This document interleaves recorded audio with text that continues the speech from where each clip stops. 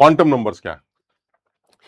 जैसे मान लीजिए कोई मुझसे मिलना चाहता है या आपसे कोई मिलना चाहता है, ठीक, तो आपसे वो यही पूछेगा कि भाई तुम अपना एड्रेस बता दो, तो आप उसको एड्रेस बताएंगे। बहुत ध्यान से सुनना। अब जैसे मान लीजिए आपसे किसी ने पूछा कि भाई, जैसे मान लो मैं ही बताता हूं, मान लो कोई मुझसे कहा कि भाई मेरा एड्रेस क्या है,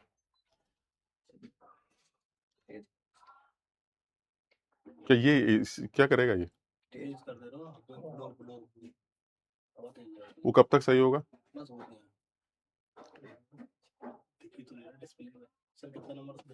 कुछ नहीं दिख रहा है। चालू तो है।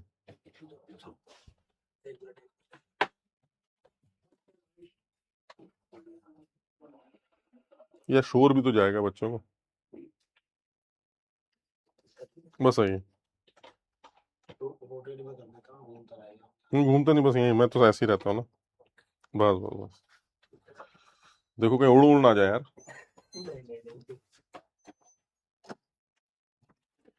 एयर प्यूरिफायर का ब्लोअर चलाएगा। ठीक है भाई, ये समझ में आ गया।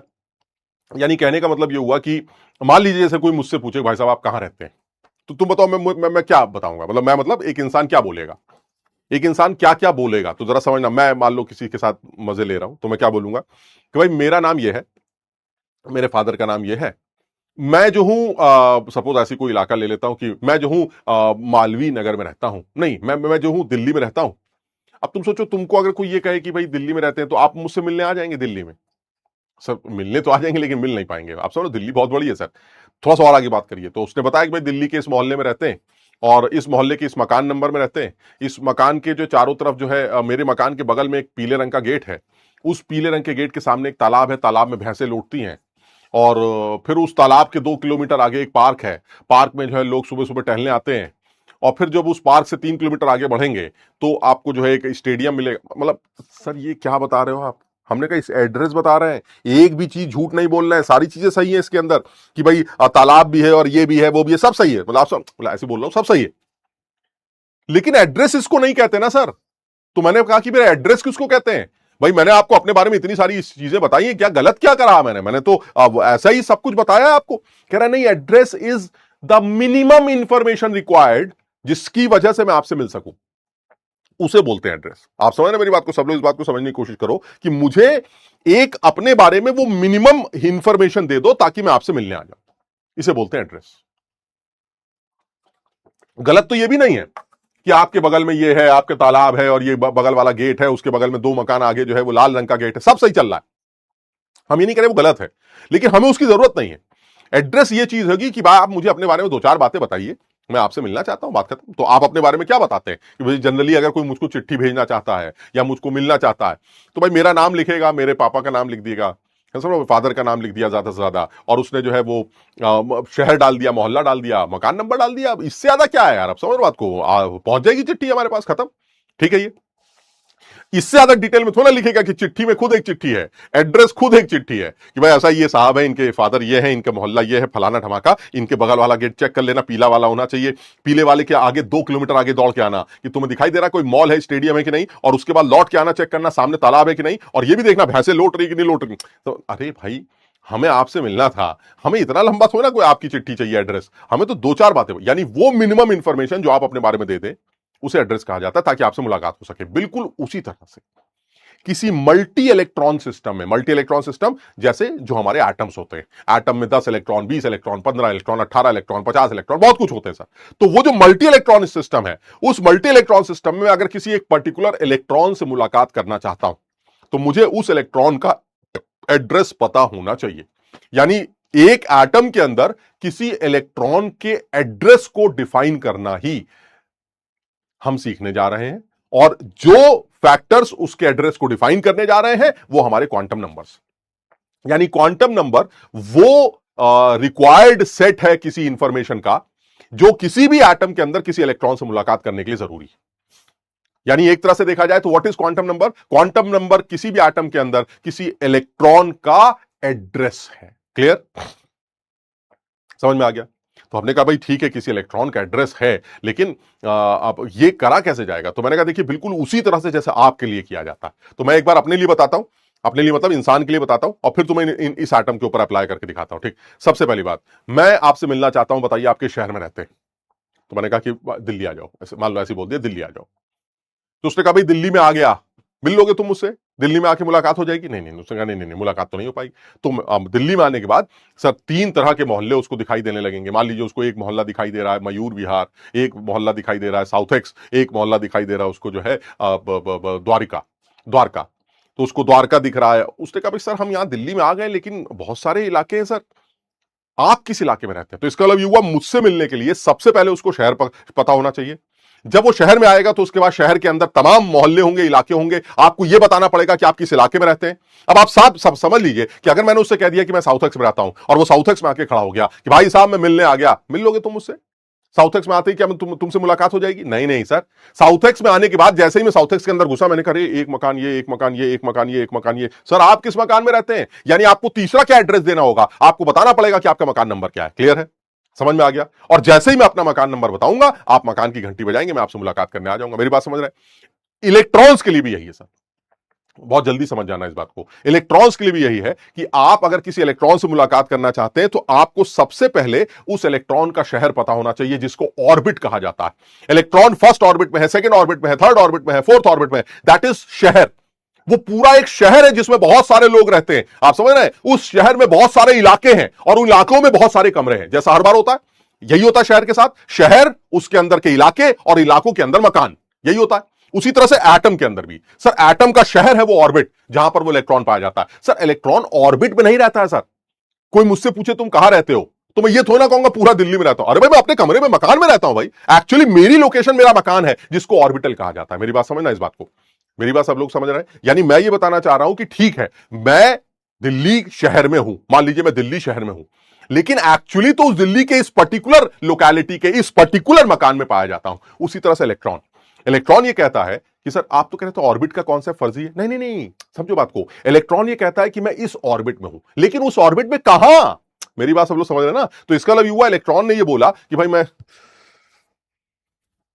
इस ऑर्बिट में, यहां तो पंखा भी नहीं है, इस ऑर्बिट में पाया जाता हूं। ठीक, तो मैंने कहा ठीक है, ऑर्बिट में हम आके खड़े हो गए। जब मैं ऑर्बिट में आया तो पता चला कि उसके अंदर बहुत सारे वो इलाके दिखाई दे रहे हैं।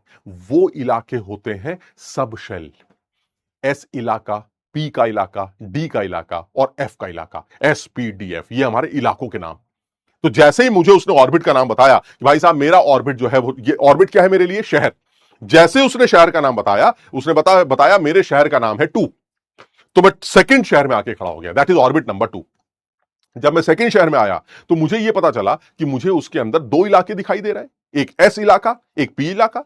मैंने कहा भाई ऐसा तुम्हारा इलाका कौन सा है? यानी अब उसको दूसरा क्वांटम नंबर डिफाइन करना पड़ेगा। First quantum number is city, that is शहर। वो उसने कहां से डिफाइन किया? प्रिंसिपल क्वांटम नंबर से। जब प्रिंसिपल क्वांटम नंबर से मुझे यह पता चल गया कि वो दिल्ली में रहता है कि चेन्नई में रहता है कि वो कानपुर में रहता है, मैं उस हिसाब से वहां जाके खड़ा हो गया। जैसे ही मैं वहां गया मुझे कुछ इलाके नजर आए, तो मैंने उससे यह पूछा कि भाई तुझसे मुलाकात नहीं हो पा रही है, अब तू ये बता तेरा इलाका कौन सा है। तो अब उसको अपना दूसरा एड्रेस बताना पड़ा, एंड दैट इज इलाका, एंड दैट इलाका इज सब शेल। यानी उस बड़े से इलाके, शहर जिसको शेल कहा जाता है, जिसको ऑर्बिट कहा जाता है, उसके अंदर कुछ सब शेल्स है जिनको इलाका कहा जाता है। उन इलाकों में वो इलेक्ट्रॉन पाया जाता है। तो उसने कहा भाई ऐसा मेरे इलाके का नाम है पी। मैंने कहा बहुत बढ़िया। तो जैसे ही मैं उस शहर में आया, उस शहर में आने के बाद मैं पी सब शेल के पास जाके खड़ा हो गया, पी इलाके के पास जाके खड़ा हो गया। अब आप बताइए किसी इलाके के पास जाने के बाद आपको वो आदमी मिल जाता है, क्या चाहते हैं आप उसके बाद? सर उसके बाद मैं ये चाहता हूं कि कम से कम ये तो पता चले कि उस इलाके के किस मकान में रहता है। तो जैसे ही मैं उस पी इलाके में आया, तुम बताओ उस पी इलाके में पहुंचते ही तुम्हें कितने कमरे दिखाई देंगे? सर जैसे ही मैं उस पी इलाके में आया मुझे ये 3 कमरे दिखाई देते हैं सर, एक पी एक्स, एक पी वाई, एक पी जेड। मैंने कहा अजीब आदमी हो, पी के सामने खड़ा हूं, इस इलाके के सामने खड़ा हूं, इस इलाके में 3 मकान है, तुम किस मकान में रहते हो? यानी अब तुम्हें तीसरा क्वांटम नंबर डिफाइन करना पड़ेगा जो तुम्हें यह बताएगा कि उस सबशेल के तुम किस ऑर्बिटल में पाए जाते हो, और वो उसका तीसरा क्वांटम नंबर होगा जिसको मैग्नेटिक क्वांटम नंबर कहा जाएगा। क्लियर है? जैसे ही आप उस कमरे में आए, हमसे मिलने अगर कोई आया तो मेरे मकान के सामने खड़ा होकर जब वो घंटी बजाएगा तो मैं ही आऊंगा, क्योंकि हमारे मकान में हमारा जैसा एक ही आदमी रहता है। मेरे पास समझ रहे हो? लेकिन अगर वो इस कमरे के आगे घंटी बजाएगा, इस कमरे के आगे घंटी बजाएगा, तो हो सकता है उस कमरे में 2 लोग एक जैसे रहते हों, क्योंकि एक कमरे में कितने लोग मैक्सिमम रह सकते हैं? 2। तो जैसे ही वो घंटी बजाएगा ये दोनों लोग बाहर आ जाएंगे। अब अगर आपको इन दोनों में से किसी एक से मिलना है, तो आपको एक और क्वांटम नंबर डिफाइन करना पड़ेगा, and that is spin quantum number. आप क्लॉकवाइज रोटेट करने वाले आदमी से मिलना चाहते हैं या आप एंटी क्लॉक रोटेट करने वाले आदमी से मिलना चाहते हैं, वो आपको चौथा क्वांटम नंबर बताएगा कि भाई मैं इससे मिलना चाहता हूं, आप इन दोनों में से एक आदमी का कान पकड़ के बाहर निकाल लाइए, जिससे आपको मिलना आप मिल लीजिए। मेरी बात सब लोग समझ रहे हैं? यानी सबसे पहले क्या पता होना चाहिए सर? सबसे पहले ये पता होना चाहिए आप किस शहर में रहते हैं, दैट इज ऑर्बिट। फिर मुझे ये पता होना चाहिए कि आप उस शहर के किस इलाके में रहते हैं, दैट इज सबशेल। मुझे ये पता होना चाहिए उस सबशेल के किस मकान में रहते हैं, दैट इज ऑर्बिटल। और फिर मुझे ये पता होना चाहिए तुम सीधे नाच रहे हो कि उल्टा नाच रहे हो, मैं तुम्हारा कान पकड़ के बाहर निकाल लूंगा, मैं उस एटम के अंदर से पड़े किसी भी इलेक्ट्रॉन से मिल सकता हूं। यानी किसी भी इलेक्ट्रॉन का एड्रेस डिफाइन करने के लिए मुझे सिर्फ चार बातें चाहिए, एक तुम्हारा शहर ऑर्बिट, एक तुम्हारा इलाका सबशेल, एक तुम्हारा कमरा ऑर्बिटल, और एक तुम सीधा नाचते हो कि उल्टा नाचते हो। इन चार क्वांटम नंबर को अगर मुझे बता दिया जाए तो मैं उस बड़े से एटम में जिसमें 100 इलेक्ट्रॉन्स हैं, उनमें से जिस इलेक्ट्रॉन से मैं मिलना चाहता हूं उसका कान पकड़ के खींच के बाहर निकाल सकता हूं। बताओ सब लोग इस बात को समझे? समझ में आई बात? ये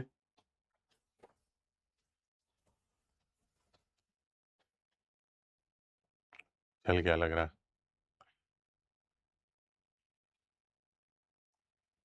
क्लियर है? प्रवीण कह रहे सर आप रहते कहाँ हो वैसे? हमें बताया ना कि हमारे मकान के आगे भैंसे लौटती हैं, तालाब ऐसे, बस तुम तालाब और भैंसे ढूंढो।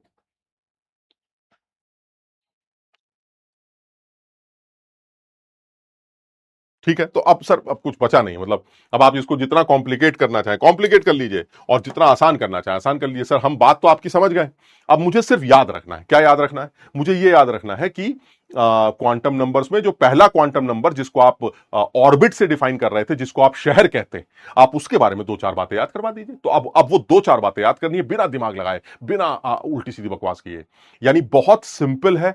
शहर शेल यानी ऑर्बिट 1 2 3 4, नेक्स्ट सबशेल यानी इलाका एसपीडीएफ, नेक्स्ट इलाके के कमरे पीएक्स पीवाई पीजेड या डीएक्स वाई डीवाई जेड डीएक्सजेड वगैरह में से कोई भी कमरा, और उसके अंदर दो आदमी नाच रहे हैं, एक ऐसा नाच रहा है एक ऐसा नाच रहा है। हमने कहा तो सीधे बाहर निकलो, खत्म। इतना सिंपल है ये, है ना? इसमें कुछ झंझट नहीं है, बहुत सिंपल। तो कह रहा है पहली बार एटम के बारे में ये बात हमें पता चली। तो तुम समझ नहीं रहे हो बात को, हम तो अभी तुम्हें बता ही नहीं रहे क्योंकि हमें भी नहीं पता है। जब हमें पता ही नहीं तो हम तुम्हें क्या बताएंगे? तो इसमें एटम के बारे में तो हमें भी बड़ा कंफ्यूजन है कि यार ये एक्चुअली है क्या चीज जो दिख नहीं रही, ना कुछ हो रहा है, लेकिन बवाल मचाया पड़ा है। समझ बात को? तो ये है तो झंझट। खैर, तो अब याद क्या रखना है? याद ये रखना है सबसे पहले, तुम डेफिनेशन की बात करो तो the set of 4 quantum numbers required to define an electron completely in an atom called quantum numbers. और इसके जो तीन पार्ट हैं, तीन पार्ट कौन से? ऑर्बिट, ऑर्बिटल और ऑर्बिट, सबशेल और ऑर्बिटल, ये आपको श्रोडिंगर वेव इक्वेशन की सोल्यूशन से निकल आते हैं। यानी अगर मुझे किसी भी ऑर्बिट इलेक्ट्रॉन की श्रोडिंगर वेव इक्वेशन पता हो, उस इलेक्ट्रॉन की इक्वेशन पता हो, तो उस इक्वेशन को यूज करके मैं उसका एन, उसका एल और उसका एम ये निकाल सकता हूं। स्पिन वाला जो फैक्टर है वो एक क्लासिकल, उसका कोई क्लासिकल, वो कहीं से भी श्रोडिंगर इक्वेशन का सोल्यूशन नहीं। तो एन एल एफ, तो मैं किसी, ऐसा होता ना यार, मैं एक इलेक्ट्रॉन हूं, आप ये कह रहे भाई मेरे मेरे बारे में बताइए, आप मैं कहां पाया जाता हूं? तो मैंने कहा तेरा एड्रेस पता करना है। तो अगर मान लो मुझे ये पता चल जाए कि उस इलेक्ट्रॉन की वेव इक्वेशन क्या है, क्योंकि इलेक्ट्रॉन्स आर वेव, जो माइक्रो पार्टिकल्स हैं they are treated as wave. वो हम डी ब्रॉगली के टाइम पर और हाइजेनबर्ग के बारे टाइम में बात करेंगे कि इलेक्ट्रॉन जो है वो वेव है, और वेव की अपनी इक्वेशन होती है। तो उस वेव की इक्वेशन में उस इलेक्ट्रॉन के बारे में तीन बातें छुपी होती हैं। क्या? कि अगर तुमने अपनी इक्वेशन मुझे बता दी तो मैं ये बता दूंगा तेरा शहर कौन सा है, मैं ये भी बता दूंगा तेरा क्वांटम तेरा तेरा सबशेल कौन सा है, और मैं ये भी बता दूंगा कि तू किस कमरे में रहता है। बस मैं ये नहीं बता पाऊंगा कि तू सीधा घूमता है कि उल्टा। यानी जो वेव इक्वेशन होती है वो वेव, और ये चीज तुम आईआईटी में जाने के बाद क्वांटम मैकेनिक्स के अंदर पढ़ोगे कि कैसे वेव इक्वेशंस को यूज करके आप एन, एल और एम कैलकुलेट करते हैं। हम उस डिटेल में नहीं जाना चाह रहे, हम अपने मतलब की बात करेंगे। हालांकि कुछ कुछ तुम्हें बताऊंगा, बट ये कि है ये सिंपल सी बात कि अगर मैं किसी भी इलेक्ट्रॉन के एड्रेस को जानना चाहता हूं तो मुझे उस इलेक्ट्रॉन की एक चीज बता दीजिए, उसकी वेव इक्वेशन क्या है, मैं उसका एड्रेस आपको बता दूंगा। And this is why, that's why this बड़ा आदमी श्रोडिंगर ये इसलिए इतना बड़ा आदमी बना कि इसने एक अजीब सी बात बोली, लेकिन उसने कॉन्सेप्ट बहुत बेसिक लगाया। जिस तरह से तुम भी फिजिक्स में पढ़ते हो वेव इक्वेशंस, उन वेव इक्वेशन से बहुत सारी चीजें निकालते हो, एम्पलीट्यूड क्या है, वेलोसिटी क्या है, फ्रीक्वेंसी क्या, पता नहीं क्या क्या पढ़ते हो तुम, उसी तरह से यहां पर भी है। हम किसी एक इक्वेशन को सॉल्व करके बहुत सारी चीजें इंटरप्रेट कर सकते हैं। साहब ने ये बताया है इस बात को, ठीक। बहरहाल, तो अगर मैं क्वांटम नंबर्स के बारे में बात करूं तो सबसे पहला जो क्वांटम नंबर निकल के आता है वो है principal quantum number. Principal quantum number, जो कि अब तुम देखो नामों में मत जाना यार, वरना फिर ये मामला बड़ा खिचड़ी बन जाएगा। प्रिंसिपल क्वांटम नंबर मतलब क्या बताना चाह रहा है? शहर, ऑर्बिट, शेल। समझ रहे हो बात को? तो सबसे पहला क्वांटम नंबर है, और ये सबसे ज्यादा जरूरी है। मतलब आप सोचो, आप पहले ही बता दिया जाता कि सर ऐसा मालवीय नगर में मिलेंगे। अब हम जो है डायरेक्टरी लेके बैठे हैं, साला मालवीय नगर में जो है वो कहां कहां पाया जाता है, तो पता चला मालवीय नगर एक दिल्ली में है। हमने कहा बहुत बढ़िया, चलो चलते हैं। फिर एकदम से पीछे से भाई हमने सुना मालवीय नगर जो है वो जो है वो फलाना जगह भी पाया जाता है। हमने कहा अरे यार वहां जाए क्या, वो तो 400 किलोमीटर आगे।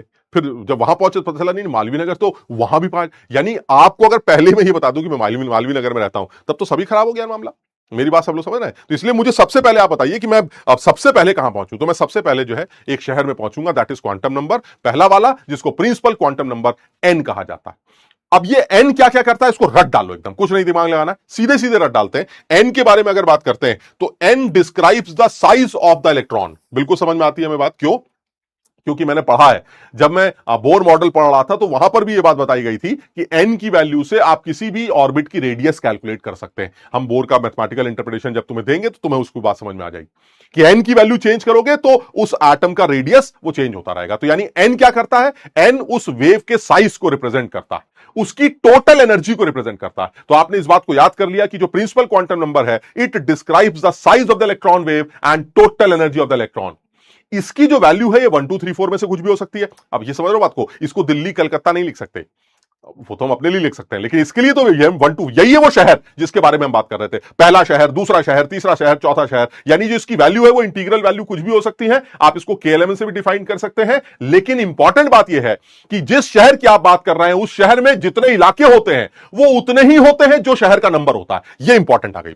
हमारे लिए ऐसा नहीं है कि सर आप दिल्ली में रहते हो तो 3 इलाके होंगे, 5 इलाके, ना ना ना ना, इसके लिए लेकिन अब सब फर्क तो है ना सर, हमारे और इलेक्ट्रॉन में तो फर्क है ना। तो इलेक्ट्रॉन के लिए क्या कहा जा रहा है, मैं जिस शहर में रहता हूं, कौन से शहर में, या तो 1 में या 2 में या 3 में या 4 में या 5 में या 6 में, सो ऑन, मैं जिस शहर में रहता हूं उस शहर में उतने ही इलाके पाए जाएंगे। यानी अगर मैं पहले शहर में रहता हूं तो उस पहले शहर में सिर्फ एक इलाका होगा, अगर मैं दूसरे शहर में रहता हूं तो उसमें 2 इलाके होंगे, अगर मैं तीसरे शहर में रहता हूं तो 3 इलाके, चौथे में तो 4 इलाके। मैंने कहा एग्जाम्पल दो, कह रहा अगर मेरा पहला शहर का नाम 1 है तो उसके अंदर सिर्फ एक इलाका होगा जिसको एस कहा जाएगा। अगर मेरे शहर का नाम 2 है तो उसके अंदर 2 इलाके होंगे जिसको एसपी कहा जाएगा। अगर मेरे शहर का नाम 3 है तो उसके अंदर 3 इलाके एसपीडी, और अगर मेरा शहर का नाम 4 है तो उसके अंदर 4 इलाके होंगे डीपीडीएफ। नहीं हो पाता कुछ, एसपीडीएफ। आप समझ रहे बात को? एसपीडीएफ यानी जो भी आपका शहर का नाम है उतने ही आपके इलाके होंगे। क्लियर? पहली बात ये हो गई, इसको याद रखोगे। कभी हमसे पूछा जाए कि भाई धीरे से एक मेंस लेवल का सवाल आ गया, भाई ऐसा ही टहलते टहलते इलेक्ट्रॉन दिखाई दिया, हमने उसको पूछा यार ये बताओ तुम जहां रहते हो वहां कितने इलाके हैं? उसने यार 3 इलाके। तो क्या आप ये बता सकते हैं कि उस शहर में, जिस शहर का वो इलाका है, उसमें मैक्सिमम कितने इलेक्ट्रॉन रह सकते हैं? तो जैसे उसने बोला कि 3 इलाके हैं, मुझे यह पता चल गया कि उस शहर का नाम 3 है, और जब शहर का नाम 3 है तो मैक्सिमम इलेक्ट्रॉन्स किसी ऑर्बिट में 2n², अभी पढ़ा था 2n² हो सकते हैं, यानी कुल मिला के मैक्सिमम 18 लोग उस शहर में रह सकते हैं। शहर में 18 लोग कहां कहां, कोई उस इलाके में, कुछ इस इलाके में, कुछ इस इलाके में। इस तरह से जैसे शहर बसता है उसी तरह से हमारा एटम बसता है। मेरी बात सब लोग समझ रहे हैं? यानी मुझे क्या ध्यान रखना है, मुझे यह ध्यान रखना है कि आपका जो भी ऑर्बिट का नंबर है, एन की वैल्यू मान लो उसने 3 दे दी, तो अगर उसने एन की वैल्यू 3 दे दी तो इसका मतलब एसपीडी, ये 3 ऐसे इलाके हैं जहां पर आप पाए जा सकते हैं। ठीक। नेक्स्ट इंपॉर्टेंट बात क्या है एन को लेकर, यानी एन ने क्या क्या दिखाया? एन ने दिखाया कि आपके इलेक्ट्रॉन क्लाउड का ये जो इलेक्ट्रॉन वेव है उसका साइज क्या है, इलेक्ट्रॉन की एनर्जी क्या है, और वही एन क्या बताता है कि उस शहर में कितने इलाके हैं, दैट इज सब शेल्स। यानी एन की वैल्यू ही नंबर ऑफ सब शेल्स के बराबर होती है। इलाका क्या होता है? सब शेल। क्लियर है? ये वाली बात समझ में आ गई? चलिए सर और एन के बारे में बात कर लेते हैं। एन क्या करता है सर? नंबर ऑफ ऑर्बिटल्स, जैसे अभी हमारी बात हुई थी, नंबर ऑफ ऑर्बिटल्स कितने होंगे किसी शहर के अंदर? तो शहर के अंदर जो ऑर्बिटल्स होंगे, ऑर्बिटल मतलब क्या? इलाका या कमरा? कमरा। शहर के अंदर जितने कमरे होंगे वो कमरे n² के बराबर होंगे, और क्योंकि एक कमरे में ज्यादा से ज्यादा 2 लोग रह सकते हैं इसलिए मैक्सिमम इलेक्ट्रॉन्स कितने हो सकते हैं एक शहर के अंदर? सर एक शहर के अंदर मैक्सिमम इलेक्ट्रॉन 2n² हो सकते हैं। क्लियर है? सबको समझ में आ रहा है? और एंगुलर मोमेंटम किसी भी ऑर्बिट का, हमने कल भी बात की थी, ऑर्बिट एंगुलर मोमेंटम हमेशा किसी भी इलाके, किसी भी शहर का, वो nh/2π से कैलकुलेट किया जाएगा। This is orbit angular momentum. याद है इलेक्ट्रॉन सिर्फ उन्हीं ऑर्बिट में चक्कर लगा सकते हैं, रह सकते हैं जहां पर उनका ऑर्बिट एंगुलर मोमेंटम h/2π का इंटीग्रल मल्टीपल हो। ये बोर ने भी बताया था। समझ में आ गया? यानी एन के बारे में मुझे क्या क्या याद रखना है? एन वो है जो ये बताता है कि ऑर्बिट का नंबर क्या है, एन के नंबर को देखकर क्या क्या पता चलता है सर? एन के नंबर को देखकर उस इलेक्ट्रॉन वेव की एनर्जी, उस इलेक्ट्रॉन की एनर्जी, उस वेव का साइज पता चलता है। एन को देखकर मुझे यह पता चलता है कि सबशेल्स कितने होंगे। एन को देखकर मुझे यह पता चल सकता है कि ऑर्बिटल्स कितने होंगे। एन को देखकर मुझे यह पता चल सकता है कि टोटल इलेक्ट्रॉन्स इस ऑर्बिट में कितने हो सकते हैं, यानी टोटल ऑर्बिटल्स एन स्क्वायर। एक ऑर्बिटल में क्योंकि दो लोग मैक्सिमम रह सकते हैं, इसलिए टोटल मैक्सिमम इलेक्ट्रॉन्स उस शहर में 2n स्क्वायर, और उस एन को देखकर आप उस शहर के ऑर्बिट एंगुलर मोमेंटम की बात कर सकते हैं, दैट इज NH/2π। मुझे एन के बारे में ये इतनी बातें पता होनी चाहिए। क्लियर हो गया ये? ठीक है। अच्छा, अब आते हैं दूसरी बात। सर शहर तो मिल गया सर, लेकिन मुझे तो आपसे मिलना है सर, इसलिए शहर में आने के बाद मैं आपसे नहीं मिल पा रहा हूं क्योंकि मुझे यह नहीं पता है कि आप किस इलाके में रहते हैं। तो अब मुझे अपना दूसरा क्वांटम नंबर डिफाइन करना पड़ेगा, दैट इज इलाका, जिसको सब शेल कहते हैं। सब शेल। क्लियर? SPDF। तो मैंने कहा ठीक है, कोई परेशानी नहीं है, मैं तुम्हें अपना इलाका बता देता हूं। अब एटम अपना इलाका ये तो ना बताएगा कि मैं जो हूं मयूर विहार में रहता हूं। मेरी बात समझ रहे हैं कि अब भाई एटम के लिए तो इलाकों का नाम कुछ और ही है। तो एटम ये बताएगा कि मैं S में रहता हूं या P में रहता हूं या D में रहता हूं या F में रहता हूं। एटम तो यही बताएगा। तो उसको बोलने का तरीका यह है कि मेरा दूसरा एड्रेस है 0, यानी पहला एड्रेस है मेरा 2 और दूसरा इंफॉर्मेशन है 0, यानी मेरे इलाके का नंबर है 0। भाई उनके इलाके 0, मयूर विहार और साउथक जैसे थोड़े ना होते हैं, उनके इलाकों के नाम कुछ और हैं। तो उनके इलाकों का नाम है 0 1 2 3 4। तो मैंने कहा भाई तुम अपने इलाके का नाम बताओ। उसने कहा इलाके का नंबर है 0। अगर उसने इलाके का नंबर 0 बोला तो इसका मतलब वो एस की बात कर रहा है। आपको यह याद रखना है, if L is equal to, this is azimuthal quantum number, if azimuthal quantum number is 0 तो दैट मींस आप एस सबशेल की बात कर रहे हैं। If azimuthal quantum number is 1 that means आप पी सबशेल की बात कर रहे हैं। अगर एजीमुथल क्वांटम नंबर की वैल्यू 2 है तो आप डी की बात कर रहे हैं, और एजीमुथल क्वांटम नंबर की वैल्यू अगर 3 है तो आप एफ की बात कर रहे हैं। यानी आप एजीम्यूथल क्वांटम नंबर देकर मुझको यह बता देते हैं कि इनडायरेक्टली आप किस सबशेल में पाए जाते हैं। यानी एल आपको इनडायरेक्टली यह बताने जा रहा है कि वो इलेक्ट्रॉन उस पर्टिकुलर शहर के किस इलाके, यानी उस पर्टिकुलर ऑर्बिट के किस सबशेल में पाया जाता है। क्लियर है? दूसरी बात यह भी है कि ये जो एल है हमारा, उस इलेक्ट्रॉन क्लाउड के शेप को भी डिफाइन करता है सर। यानी वो डंबल बना या डबल डंबल बना, ये सारी चीजें किसके ऊपर डिपेंड करती हैं? एल के ऊपर। यानी आपको ये बात चुपचाप सिर्फ याद रखनी है कि जो हमारा एल सबशेल, ये जो क्वांटम नंबर है, it describes the shape of the electron cloud and the number of subshells in a shell. एक शेल में कितने सबशेल हैं, ये चीज भी आपको एल डिफाइन करके देता है। और इसकी जो वैल्यू है वो 0 से लेके n-1 तक होती है। यानी कहने का मतलब यह हुआ कि अगर शहर का नाम, यानी अगर n की वैल्यू मान लो 1 है, पहले n की वैल्यू 0 ले लेते हैं। अगर n की वैल्यू 0 है तो जो l होगा उसकी वैल्यू क्या होगी सर? l की वैल्यू भी 0 होगी। हमने कहा मतलब कह रहा सर आप समझिए बात को, जब आपने शहर का ही नंबर नहीं बताया तो फिर इलेक्ट्रॉन कहां रहेगा? तो यानी n इज इक्वल टू 0 का तो कोई सिग्निफिकेंस है ही नहीं। n इज इक्वल टू 0 मतलब समझ बात को, शहरी मतलब इलेक्ट्रॉन, आप किसी की बात ही नहीं कर रहे। तो सबसे पहले क्या नंबर आना चाहिए हमारा? सबसे पहले नंबर आना चाहिए n इज इक्वल टू 1। ये पता नहीं मैंने 1 0 क्यों लिख दिया था। n is equal to 1। अगर n की वैल्यू 1 है तो अभी मैंने तुम्हें बताया था, अगर n की वैल्यू 1 है तो उस शहर में कितने इलाके होंगे? सर जितना शहर का नंबर है उतने इलाके होंगे, तो उस शहर में एक ही इलाका होगा। तो फिर उस इलाके का नाम क्या होगा? सर उस इलाके का नाम L डिसाइड करेगा। L की वैल्यू 0 से शुरू होती, यानी अगर n की वैल्यू 1 है तो L की वैल्यू 0 से लेके n-1 तक होगी। n की वैल्यू अगर 1 रखोगे तो 0 से लेके 0, यानी L की सिर्फ एक ही वैल्यू होगी 0, और वो 0 किसके करस्पॉन्डिंगली होगी? S। यानी अगर आपने कहा कि नहीं मेरे शहर का नाम तो 2 है, तो जो L होगा वो 0 से n-1 तक होगा, यानी 0,1 होगा। और 0 किसके करस्पॉन्डिंगली है सर? वो S के। और 1 किसके करस्पॉन्डिंग है सर? वो P के। यानी आप n इज इक्वल टू अगर 2 की बात करते हैं तो आपको 2 इलाके नजर आएंगे, एक S और एक P। अगर आप n इज इक्वल टू 3 की बात करते हैं तो आपको L की वैल्यू 0 से लेके n-1 यानी 2 तक मिलेगी। आपके जो इलाकों का नाम होगा वो होगा SPD, so on so on so on. बताओ मेरी बात सब लोग समझ रहे हैं? यानी मैं ये बताना चाह रहा हूं कि L जो है वो हमारे इलेक्ट्रॉन क्लाउड के शेप को डिफाइन करता है। साथ ही साथ वो ये भी बताता है कि एक इलाके में, एक शहर में कितने इलाके पाए जा सकते हैं, और उन इलाकों के जो नाम है वो L की वैल्यू से प्रिडिक्ट किए जा सकते हैं। कि L की वैल्यू अगर 1 है तो इसका मतलब आप P सबशेल की बात कर रहे हैं। L की वैल्यू अगर 3 है तो इसका मतलब आप G सबशेल की बात कर रहे हैं, सॉरी F सबशेल की बात कर रहे हैं। अगर L की वैल्यू 2 है तो आप D सबशेल की बात कर रहे हैं। आपको इस चीज का आइडिया L की वैल्यू, यानी N की वैल्यू पता चल गई। इलाके का वैल्यू पता चल गई। सोचो अगर कोई कहे कि n की वैल्यू 3 है और l की वैल्यू 2 है, बताओ कहां की बात कर रहा है? N3L2, बताओ कहां की बात कर रहा है?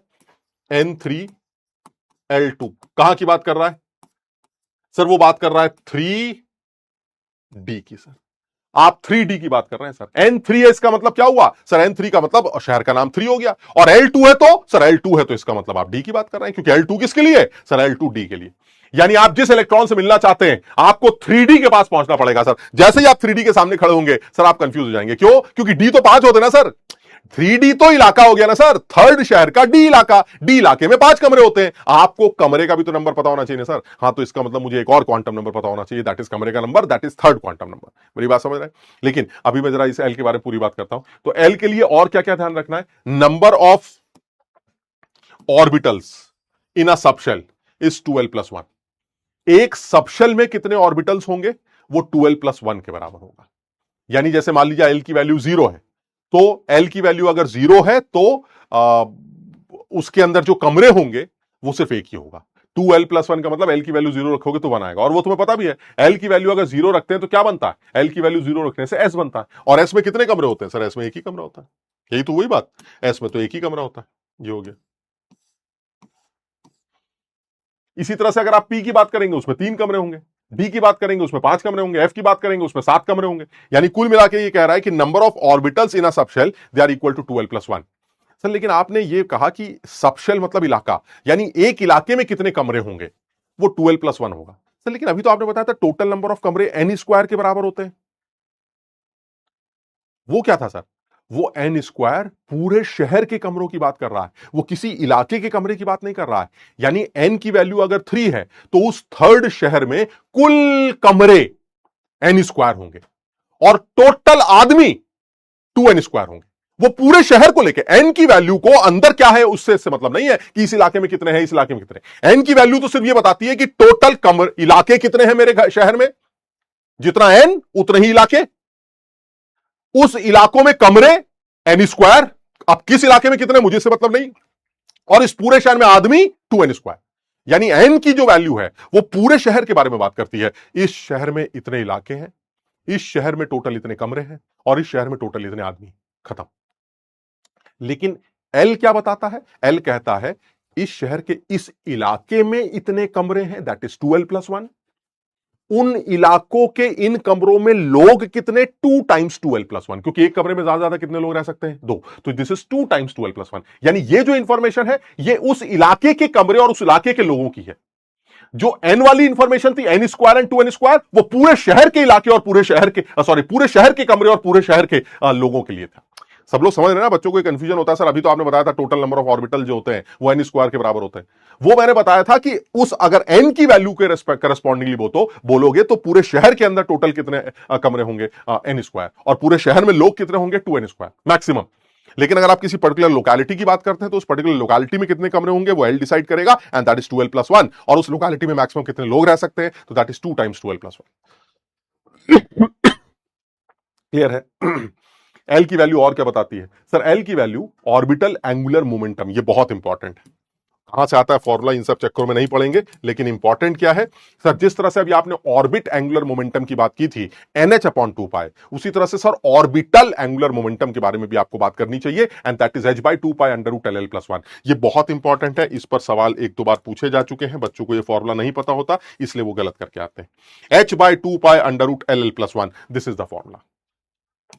ये ये ऐसे करके लिखते हैं h क्रॉस को h/2π कहते हैं, मतलब समझ रहे हो? बड़े मक्कार लोग हैं लिखने में। तो बहरहाल ये हमें से मतलब नहीं है। तो ये h/2π√LL+1। L क्या है? L है हमारा एजीमुथल क्वांटम नंबर। आप SPDF का नाम बता देंगे तो L मुझे पता चल जाएगा। वो कह रहा है P, हमने कहा L की वैल्यू 1। वो कह रहा है D, हमने कहा L की वैल्यू 2। वो कह रहा है F, हमने कहा L की वैल्यू 3।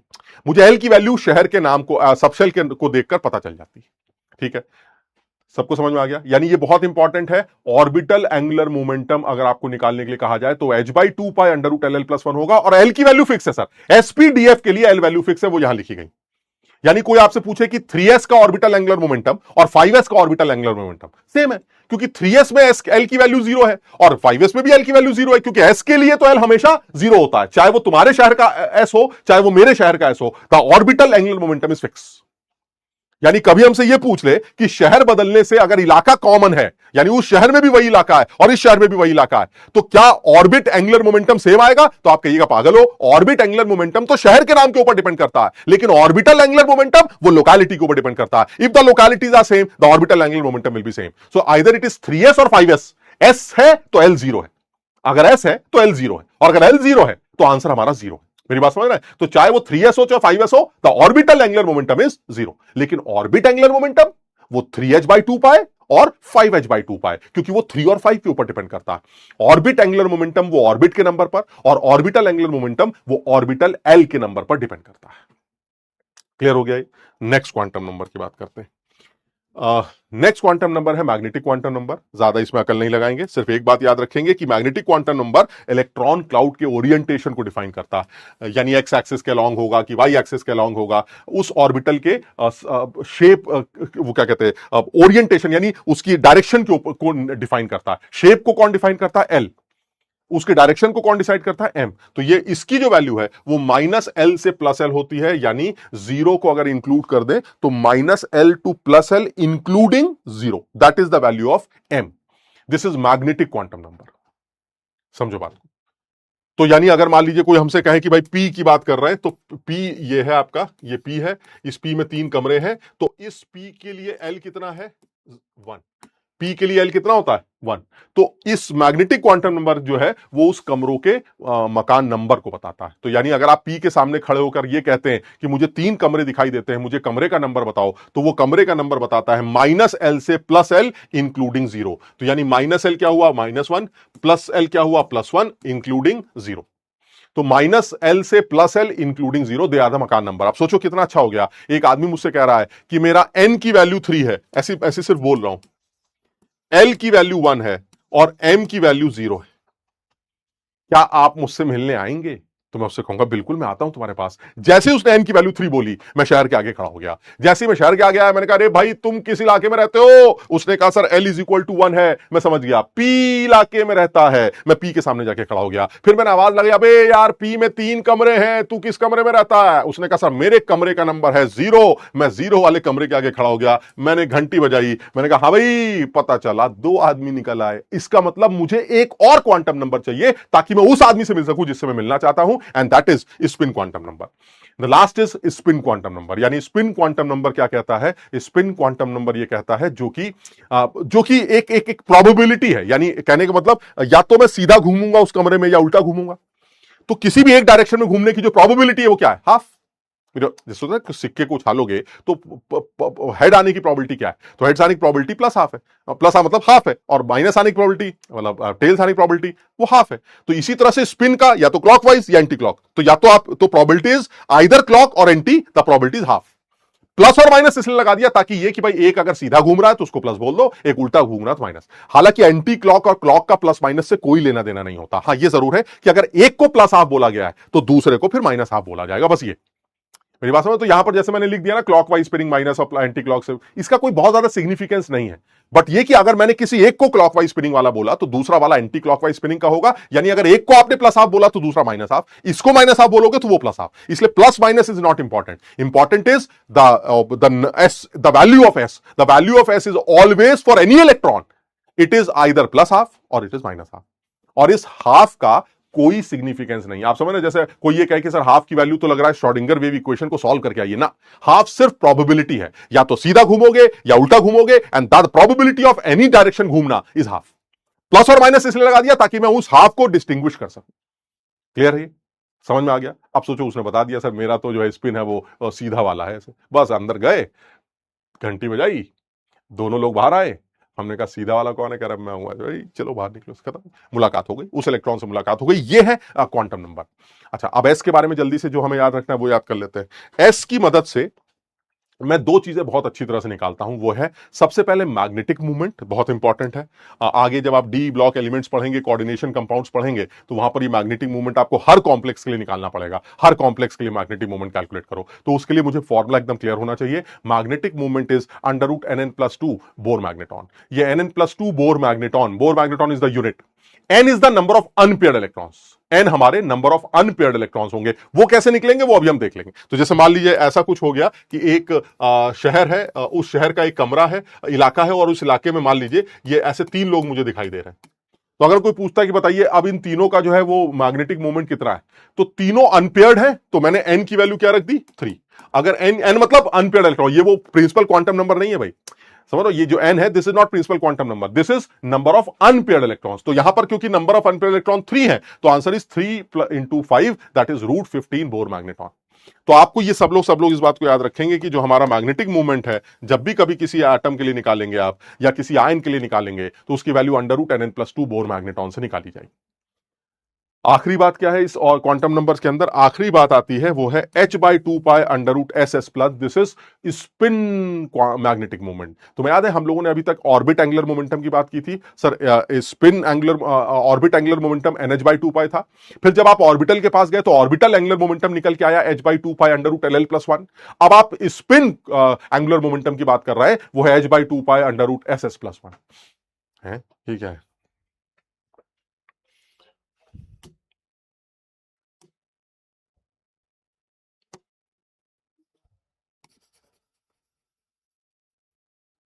h/2π√SS+1।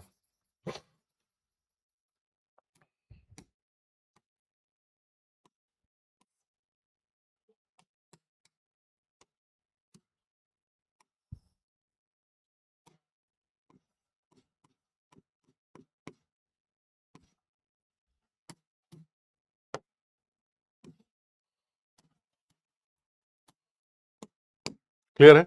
यानी कि और एस क्या है, एस हमारा टोटल स्पिन, यानी जो भी स्पिन होगी उस स्पिन को यहां रख देंगे। और स्पिन कैसे निकालोगे सर, अगर मान लीजिए एक कमरे में 2 लोग, तो एक सीधा घूमेगा एक उल्टा घूमेगा, दोनों एक दूसरे की स्पिन को कैंसिल कर देंगे।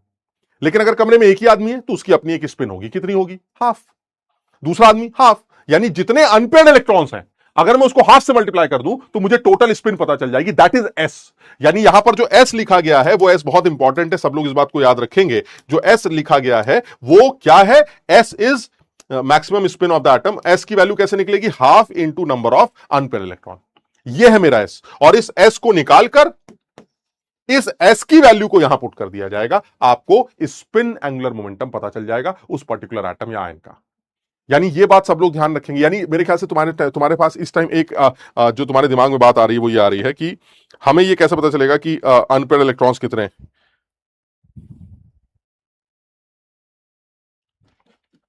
हमें ये कैसे पता चलेगा कि अनपेयर्ड इलेक्ट्रॉन्स कितने हैं। तो जो अनपेयर्ड इलेक्ट्रॉन्स निकल के आएंगे वो हमेशा कॉन्फ़िगरेशन को लिखने के बाद ही पता चलेंगे। तो अभी हम अब इलेक्ट्रॉनिक कॉन्फ़िगरेशन लिखना सीख लेते हैं, हमारा काम चल जाए। क्लियर है? तो इसका मतलब ये हुआ सर, ये जो स्पिन क्वांटम नंबर्स है, ये सारे लोग एटम, मेरे ख्याल से सब लोगों को शायद ये बात समझ में भी आ गई होगी कि हम जो है वो ये क्वांटम नंबर्स को कैसे डिफाइन करते हैं। तो मैंने अपनी तरफ से बहुत ही सिंपल तरीके से समझाने की कोशिश की कि इलेक्ट्रॉन के एड्रेस को कैसे डिफाइन किया गया है। हाँ, उसके साथ ही साथ ये और ध्यान रखना है कि हमें समझना है इस बात को कि भाई थोड़े थोड़े इनसे रिलेटेड बातें, जो अब भाई हमेशा ये तो नहीं कर सकते ना कि भाई शहर कौन सा इलाका कौन सा, कुछ तो टेक्निकलिटी है। वो टेक्निकलिटी यही है कि भाई मैग्नेटिक मूवमेंट निकालो तो √10+2 से निकाल देंगे, स्पिन एंगुलर मोमेंटम निकालो तो spin angular momentum SS+1 into h/2π से निकाले। तो मुझे ये टेक्निकलिटी तो समझनी है, अदरवाइज मुझे ब्रॉड वे में ये समझ में आ गया कि भाई साहब आपका जो पता है, एड्रेस है, वो कैसे निकाला जाता है। क्लियर है? शाबाश। हाँ भाई, बोरिंग तो है, अब मैं क्या बताऊं, बोरिंग है, अब इसमें मैं कुछ कर ही नहीं सकता यार, समझ रहे बात को। एक तो मैं खुद बोरिंग, ऊपर से टॉपिक भी बोरिंग, तो अब इसमें इससे ज्यादा कुछ नहीं कर सकते। लेकिन ये कि अब तुम अपना काम चलाओ, और दूसरा ये कि भाई फिर ढूंढो कहीं मजाक, कहीं ज्यादा इंटरेस्टिंग बन सके ये टॉपिक, तो वहां जाके पढ़ो। अब क्योंकि करना तो है ही ना यार, समझो बात को, करना तो है ही। खैर, तो अब आते हैं दूसरी बात पर, और दूसरी बात ये है हमारी कि हम ये कैसे निकालेंगे कि इलेक्ट्रॉनिक कॉन्फ़िगरेशन